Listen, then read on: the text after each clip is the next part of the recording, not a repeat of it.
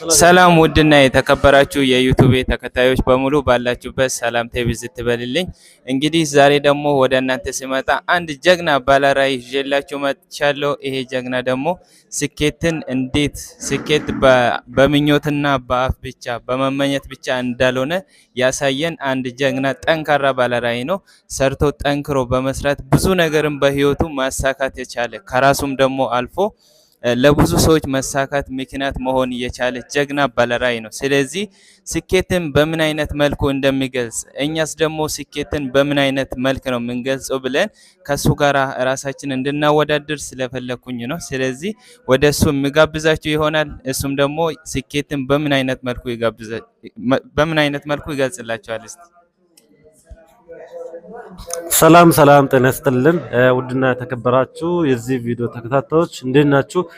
በያላችሁበት ሰላም፣ ፍቅር፣ ሀብት፣ ስኬት ማትረፍረፍን እየተመኘው እጅግ ከልብ አመሰግናለሁ። ጀግናው እኔ ፎሌ ይባላለሁኝ ከማዕከላዊ ኢትዮጵያ በአሁኑ ሰዓት የምገኘው በኢንተርናሽናል ካምፓኒ ውስጥ እንግዲህ እየሰራው ይገኛለሁ።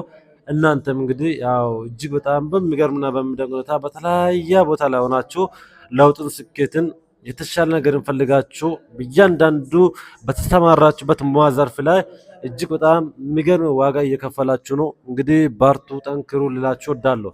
ግን ምናልባት እኔ ጋር ሲመጣ እኔ የዛሬ 2 ዓመት ከ5 ወር አካባቢ ወይም 2 ወር ከ6 ወር አካባቢ ከዛ በፊት በነበረኝ ህይወት እንደ ማንኛውም ሰው ቤተሰቤን መለወጥ እፈልጋለሁ፣ ራሴን መለወጥ እፈልጋለሁ፣ ራሴን መቀየር እፈልጋለሁ፣ ራሴ የተሻለ ቦታ ማድረስ እፈልጋለሁ።